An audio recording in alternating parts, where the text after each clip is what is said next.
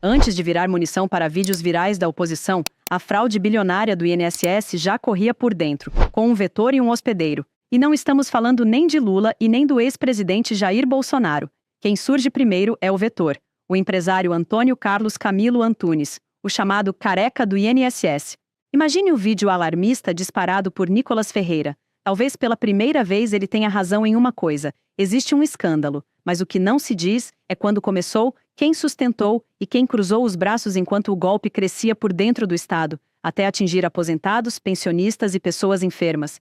Antônio Carlos Camilo Antunes apareceu nas investigações da Polícia Federal como o operador central de um esquema que teve início antes mesmo de 2019, mas que se expandiu silenciosamente a partir de 2020. Quem é esse homem, que sequer era servidor público, e como ele chegou ao centro da maior fraude já registrada na história do INSS, é o que está sendo detalhado agora num dossiê preparado por integrantes do governo Lula. Até aqui, as investigações revelam que o careca, sócio de entidades conveniadas ao INSS, operava por dentro, intermediando acordos que abriram caminho para o golpe. Segundo a polícia, empresas do careca do INSS recebiam dinheiro das entidades investigadas. Eram empresas usadas para lavar os recursos. Muitas vezes, segundo a investigação, o lobista movimentava o dinheiro no mesmo dia do recebimento, mantendo pouco saldo na conta, indicando que ele queria dificultar o rastreamento desses valores. Depois, o dinheiro era repassado para empresas e parentes dos servidores do INSS, que, de acordo com a polícia, estavam envolvidos no esquema. A PF afirmou que pessoas físicas e jurídicas relacionadas a Antônio Carlos Camilo Antunes receberam 48 milhões de reais diretamente de entidades associativas e 5 milhões e meio de empresas intermediárias, totalizando 53 milhões de reais. A polícia rastreou transferências de mais de 9 milhões de reais do careca do INSS para pessoas e empresas relacionadas a 3 dirigentes do INSS afastados na semana passada.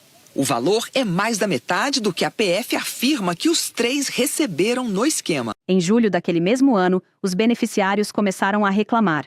O Procon repassou a suspeita, mas, ao longo de 3 anos e meio, não houve a devida atenção do governo anterior. E de 2023 para cá, a fraude explodiu. Ao todo, esse foi o início de um rombo bilionário, mais de 6,3 bilhões de reais em descontos indevidos aplicados a cerca de 4 milhões de brasileiros. Ao contrário do que circula nas redes, Lula não revogou nenhuma lei antifraude sancionada por Bolsonaro, o verdadeiro hospedeiro desse esquema de corrupção. Isso porque, em 2022, Bolsonaro ignorou os vetos aprovados na Câmara e sancionou essa lei de antifraude sem nenhum ajuste, justamente retirando a chamada revalidação periódica. Essa regra obrigava o INSS a confirmar de tempos em tempos se o aposentado ainda autorizava o desconto.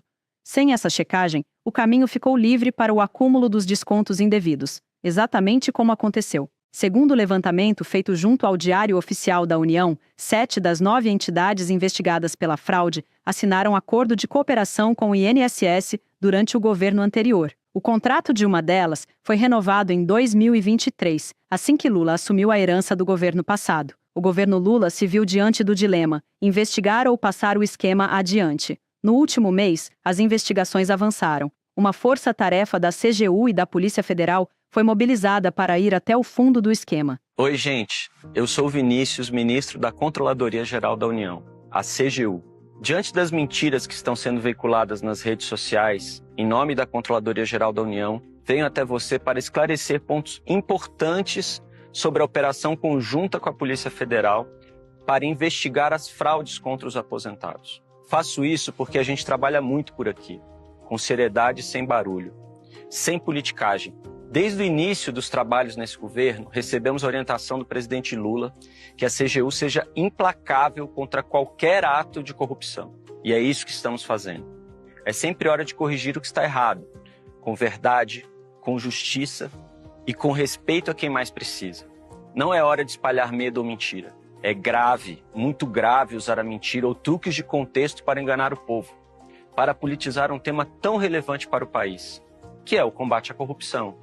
É hora de tratar tudo às claras. Pelas investigações, essas associações de fachada começaram a surgir em 2017 e as fraudes se aprofundaram a partir de 2019, Esquemas assim crescem com o passar do tempo, com a ideia de impunidade. Por isso foi tão importante descobri-lo e proteger nossos aposentados e pensionistas. Outro ponto importante a ser esclarecido. Estão dizendo por aí que tem mais de 90 bilhões de reais de fraude. Isso não é verdade. O valor se refere ao total de consignados feitos no país em 2023. Consignados são empréstimos que as pessoas contraem com os bancos. Isso não tem nada a ver com as investigações. E os 6 bilhões, o que são? Esse é o valor descontado de aposentados por entidades associativas. O governo também está investigando em quantos desses casos o desconto associativo foi feito de forma irregular. Mas é correto afirmar também que muita gente autorizou esse desconto. Gente que é associada a entidades de aposentados. Mas, Vinícius, o que está sendo investigado?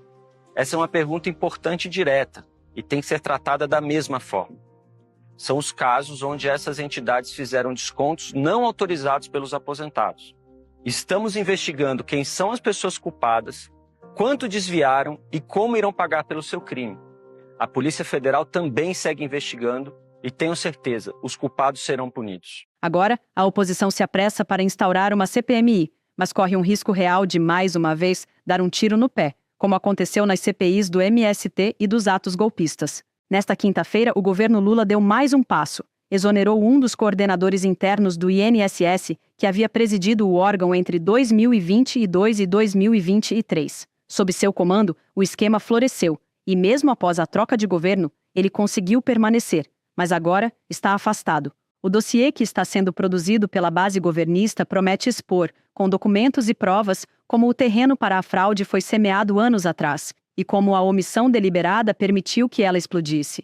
Está muito claro que uma tecnologia criminosa, um modelo criminoso, uma engenharia criminosa foi montada pelo governo anterior. Foi montada nos estertores do governo anterior. Nós conseguimos desbaratar esta fraude, mas eu quero dizer para vocês que também não foi fácil. Todos aqui sabem, profissionais de imprensa, até porque está publicado no nosso relatório de transição, a situação lamentável que nós encontramos no INSS. Uma autarquia previdenciária desmontada, sem servidores públicos. Eu quero dizer uma coisa aqui que as pessoas não se dão conta, mas que, na minha opinião, e gostaria que vocês apurassem, eu vi realmente, eu acho até que a imprensa divulgou algo sobre isso pela manhã, a partir de um vazamento de informações sigilosas, e é importante que isso seja apurado, mas a autarquia previdenciária, o INSS, ela trabalha com uma tecnologia fundamental, que é a tecnologia suportada pela Dataprev. A Dataprev, ela é a empresa de tecnologia que dá suporte à Previdência Social. Eu queria que vocês lembrassem que a Dataprev, ela estava incluída pelo governo Bolsonaro na lista de desestatização. Esta empresa, ela foi desmontada para ser vendida pelo governo anterior. Assim que o presidente Lula assumiu, ele retirou a empresa da lista de desestatização, porque era fundamental que nós tivéssemos uma empresa pública que zelasse pela qualidade e pela garantia dos dados.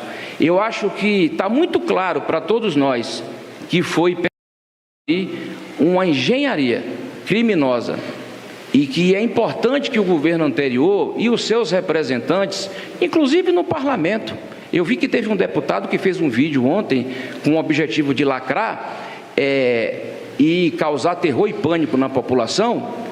É importante que ele questione ao presidente que ele apoia e o presidente que ele apoiou, por que o presidente que ele apoia e o presidente que ele apoiou colocou a empresa pública que dá suporte à produção e à guarda desses bens para vender e desmontou essa empresa. Eu espero que isso seja apurado. Eu espero que ele pergunte ao antigo ministro da Previdência por que o Ministério da Previdência não adotou as providências necessárias para fazer a investigação quando já havia indícios de denúncia de irregularidades, quando teve desconto. Eu quero que o deputado que fez um vídeo de lacração pergunte ao ministro-chefe da Casa Civil do governo anterior quais foram as providências adotadas por este governo quando o Congresso Nacional flexibilizou a regra criada ainda no governo anterior, em razão dos indícios de fraude, a flexibilização que garantia a revalidação dos descontos, porque o presidente anterior sancionou esta medida. Então ele tem que se explicar. Eu quero agora que ele venha a público e se explique. Por que os apoiadores deste governo não vêm a público e se expliquem? Nós queremos explicar. Nós queremos que a sociedade tenha conhecimento integral. Este governo tem um único interesse, que a sociedade saiba exatamente tudo o que aconteceu, por que aconteceu e quais são os interesses envolvidos neste esquema criminoso. E a linha do tempo, é muito importante que a gente tenha acesso à linha do tempo.